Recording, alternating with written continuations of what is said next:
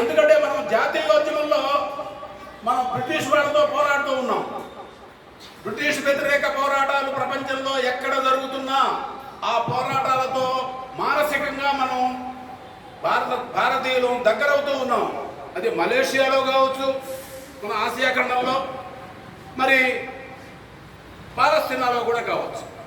అంటే పాలస్తీనా అంటే దాని మొదటి ప్రపంచ యుద్ధంలో బ్రిటిషు వాడు తనకి దఖలుపరుచుకున్నాడు. వాడు మొదటి ప్రపంచ యుద్ధం 2 కూటముల మధ్యన జరిగింది.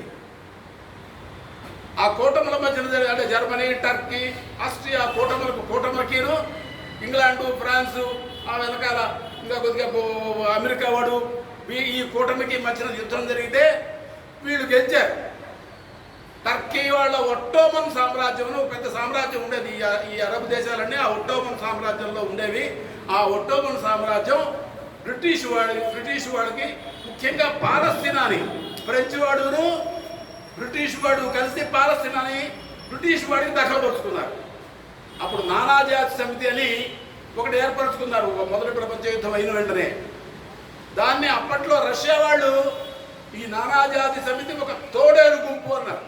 ఇది ప్రపంచాన్ని పీక్కుతునేది అని అన్నారు. అది సరే, ఇది అట్లాంటి నానాజాతి సమితి బ్రిటిష్ వాళ్ళు పాలస్తీనాను ఆక్రమించుకుంటున్నారు.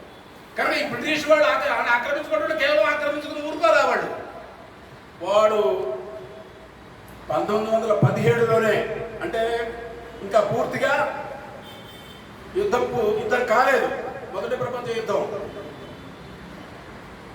యూదులకి మేము ఒక రాజ్యాన్ని, ఈ పాలస్తీనాని ఇవ్వబోతున్నామని బ్రిటిష్ వాడు ప్రకటించాడు. 1917లో ప్రకటించాడు వాడు. అయితే ఈ యూదుల గురించి ఇందాక కొంత చరిత్ర కొద్దిగా చెప్పారు మన వాళ్ళు. అది ఒక ముఖ్యమైన అంశం నేను మీ దృష్టికి తీసుకురావాలి. 1843లో